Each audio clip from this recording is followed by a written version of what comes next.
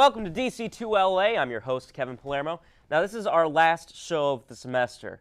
Oh, no, don't go. I know, it's a tragedy. Anyways, thanks for tuning into the show. Now, remember, DC2LA is a fashion and entertainment show, so, Khloe Kardashian, Lamar, I don't know, it's the last show of the semester. Anyways, I just said that tonight is the last episode of DC2LA for this year, and it's my last episode ever. Funny how that works. Today we'll be talking to outgoing RHA President Mike Massaroli. We'll discuss all things housing registration and residence hall fires, so stick around.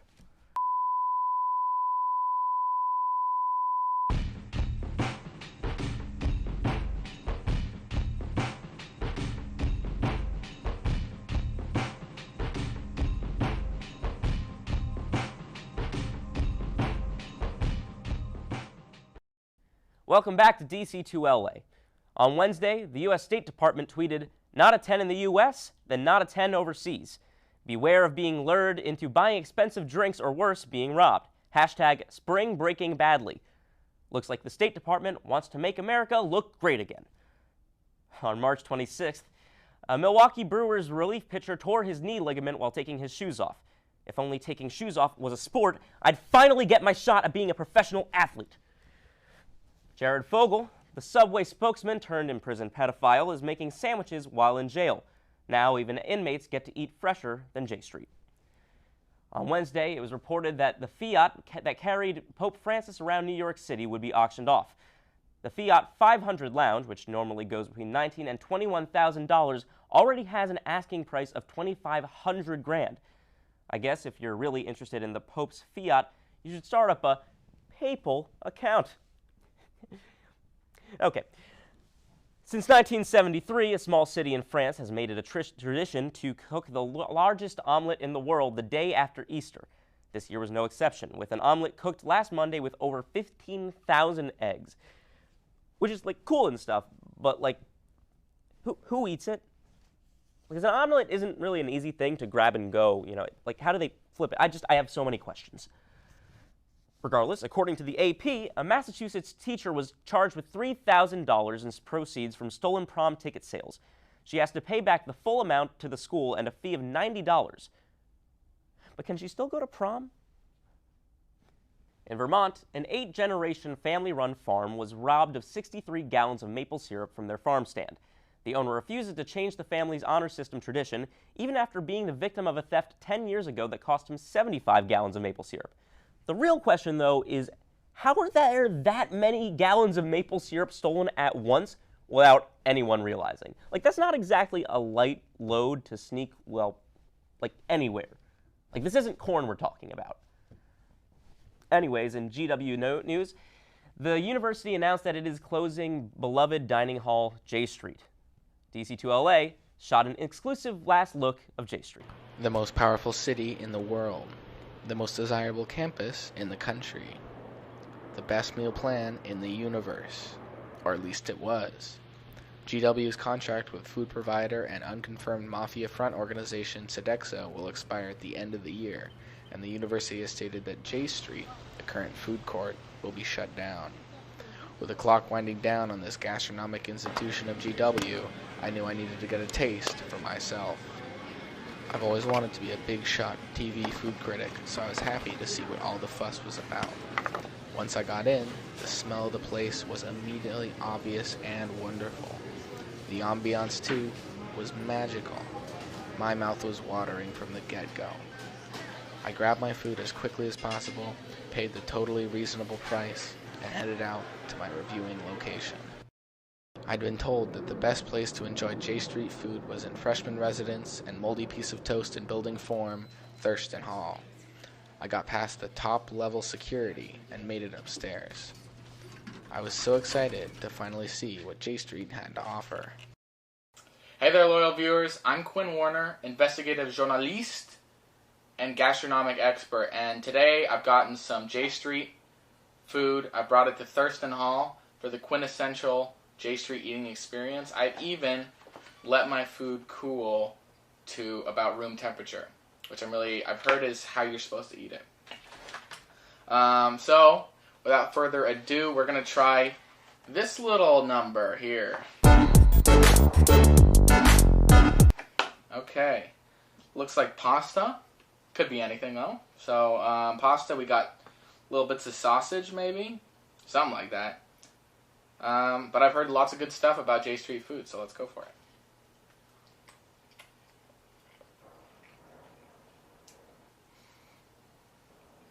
Not a great start, I will say. Excited to try the rest of the food. Loving the experience so far, though. Alright, now, here we have the best looking thing that I have. We got some sort of, I'm going to say beef.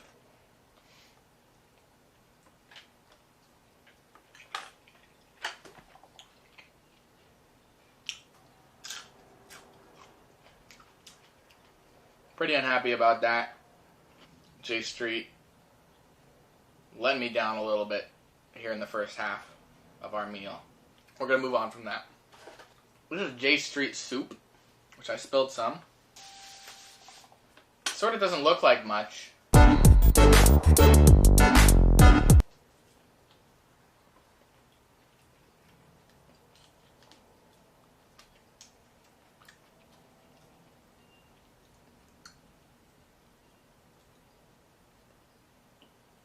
Pretty bad. Let's move on. For our last installation of our J Street meal, one of the final ones in existence, we have little salad. Got some orzo. Yep.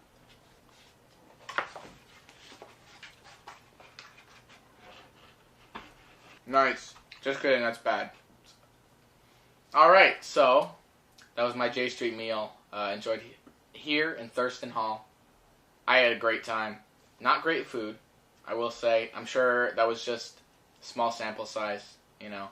We're really going to miss Sodexo and the J Street food we all grown to love. So even though I didn't particularly enjoy this meal, like at all, it was very bad. It made me physically ill. We're really going to miss them. Signing out, this is Quinn Warner for DC2LA, and I hope you have a wonderful rest of your day. Go hit up J Street before it closes. You'll probably have a better experience than I did. Or not. Doesn't matter.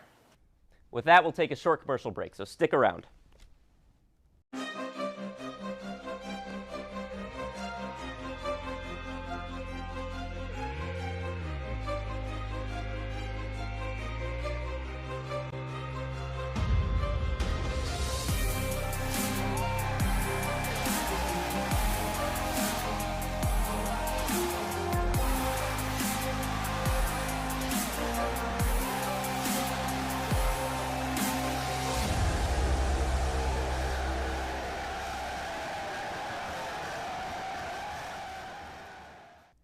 Welcome back. Just this week, GW released its commencement speaker pick for this year's matriculating seniors. Junior Senator from New Jersey, Cory Booker. Senator Booker is an esteemed guest and won the commencement speakership over GW's second-place pick, Action Bronson. Booker is widely renowned as being a politician of the people, as evidenced by his 54,000 tweets. For context, Twitter legend Kanye West has only 700. To put that in perspective, every time Kanye posts something like, "My tweets are a form of contemporary art only compromised by people trying to tell me what to tweet and not to tweet," this sitting U.S. Senator tweets 77 times.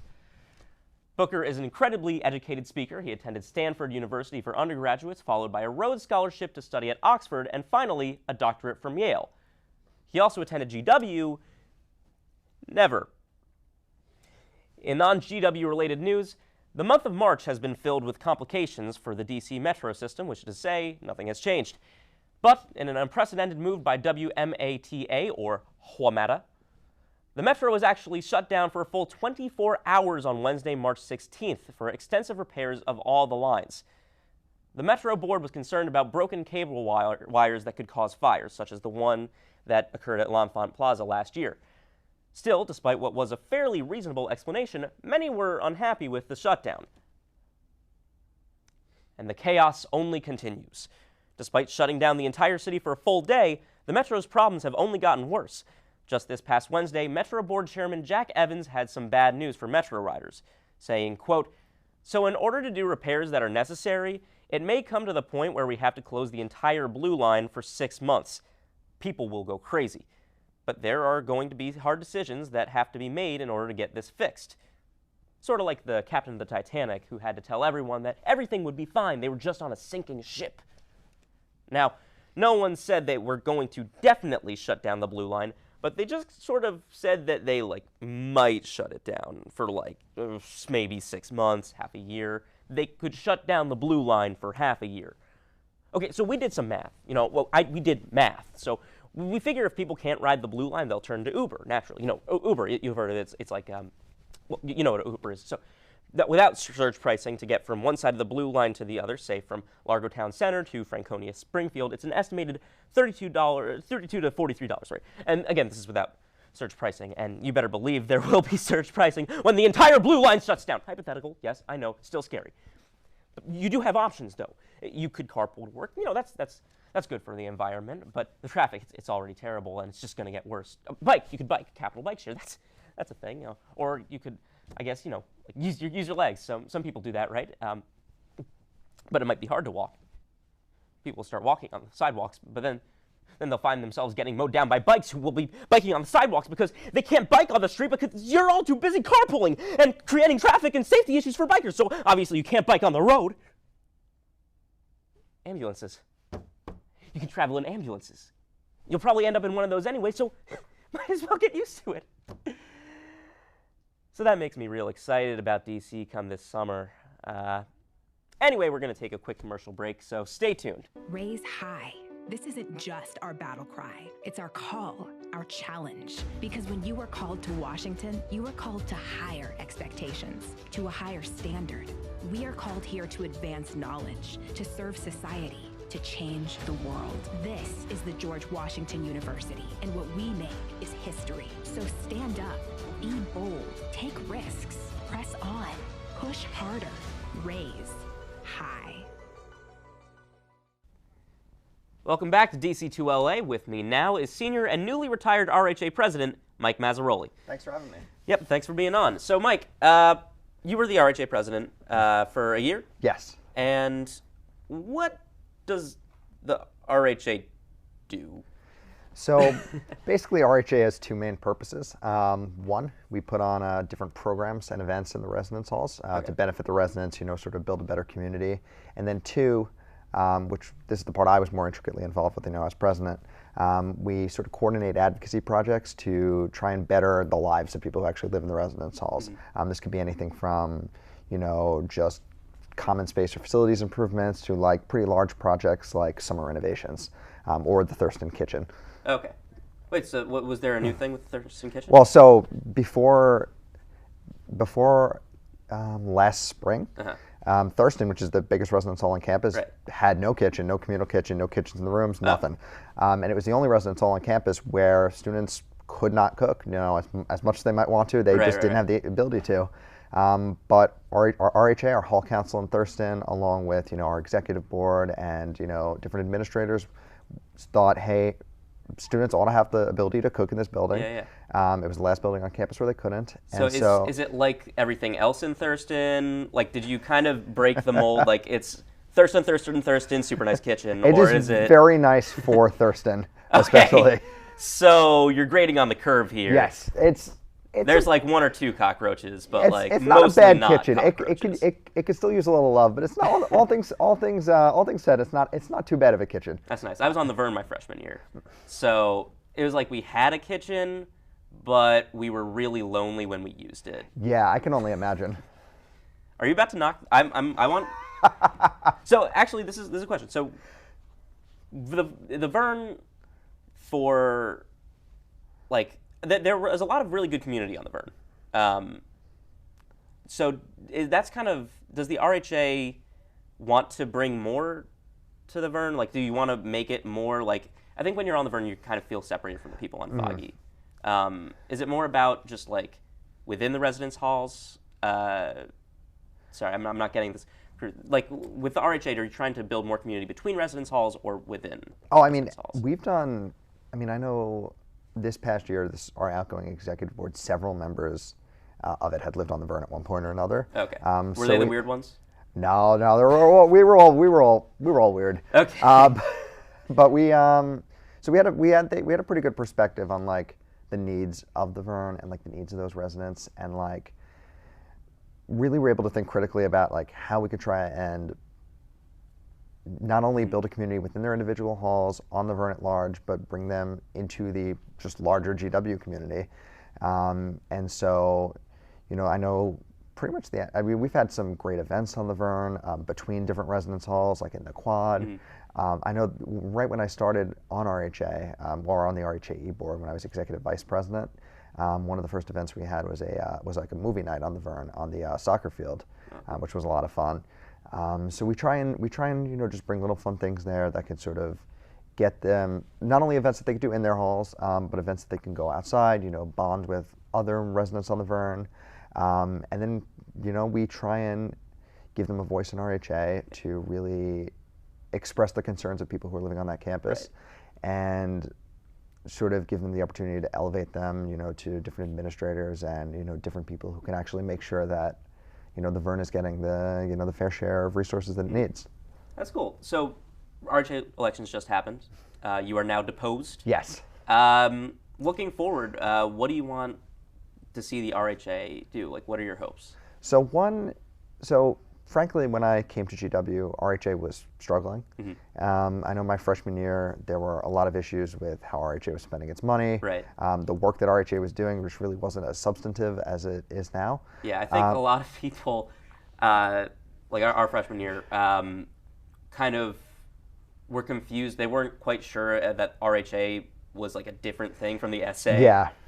That's one big thing going forward is, you know, just continuing to, honestly, like the simplest way to put it is stay relevant and just make sure that we're still doing the work we're supposed to be doing, still involved in the issues that we should be involved in.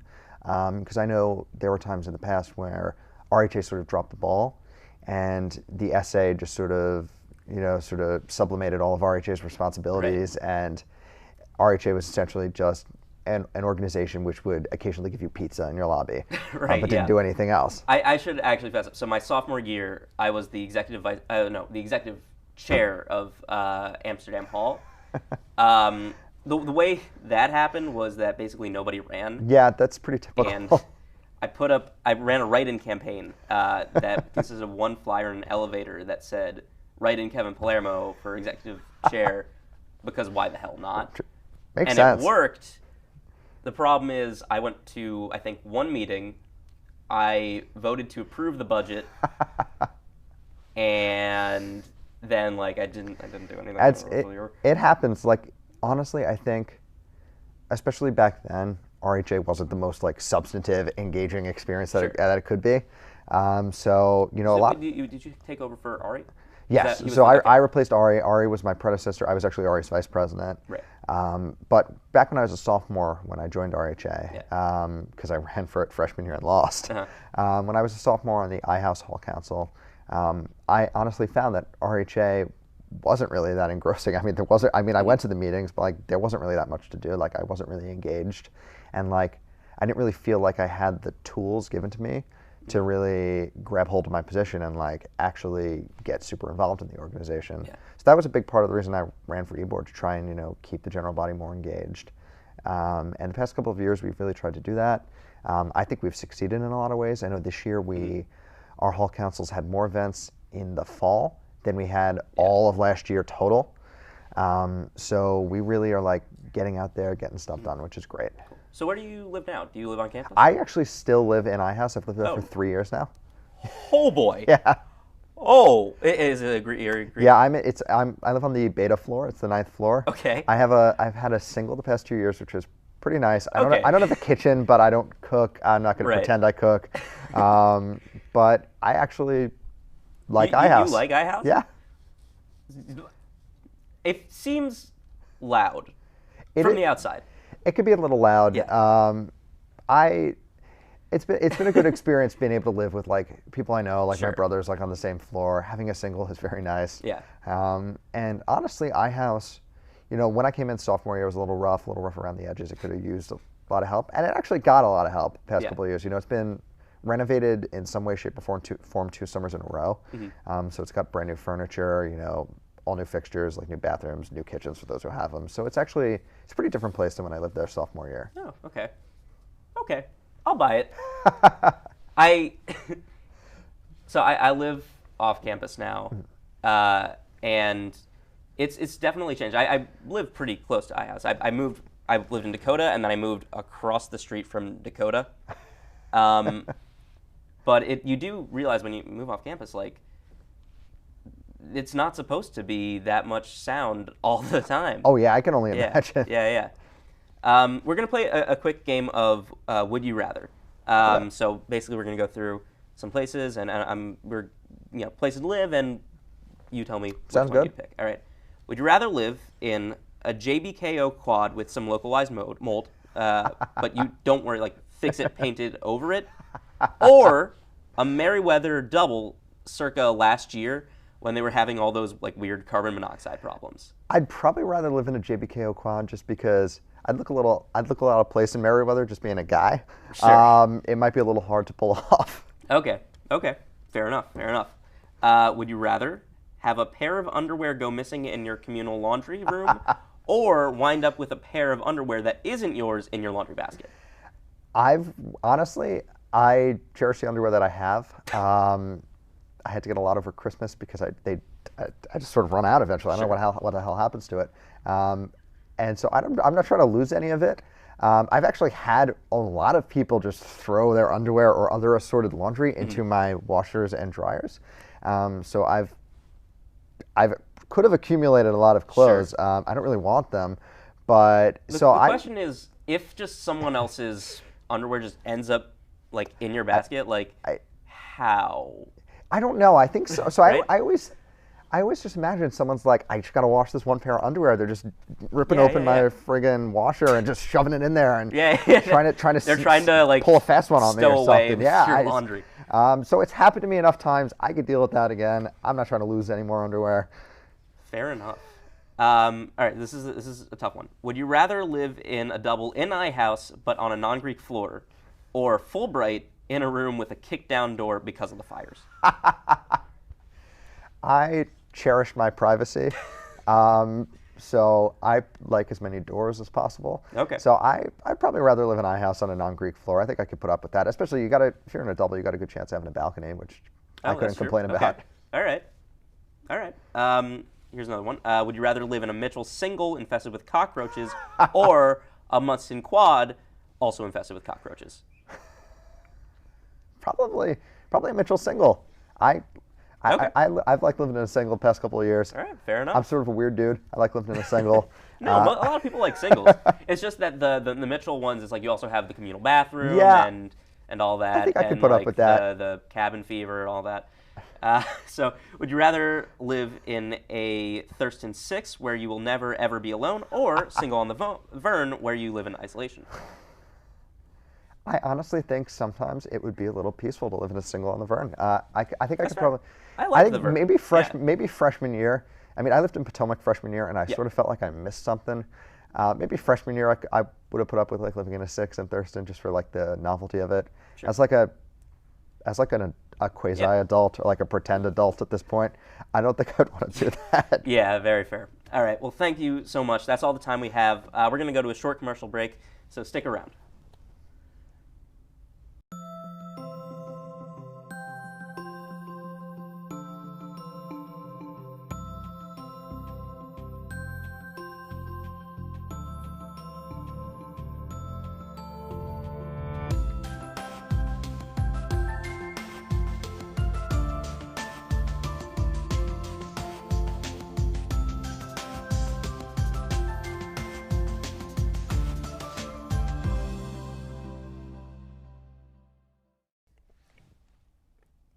And that's it.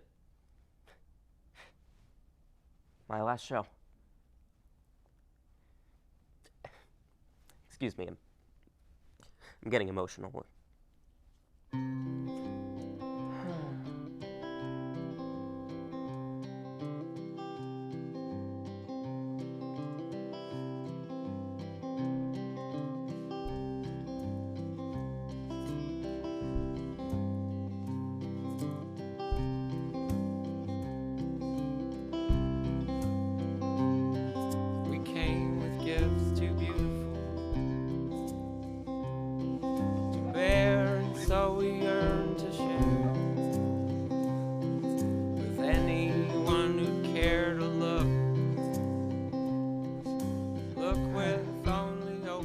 really over. Have a great day, GW, and I'll see you next time. Well, probably not. This is probably it for me. I don't really know where the road takes me now. I'll probably die on the metro, though, so who's really say, really? Cable fires only killing a few people a year. And the other fires in, like, Fulbright, I don't think anyone died in that, though. I hope not. That would be really dark.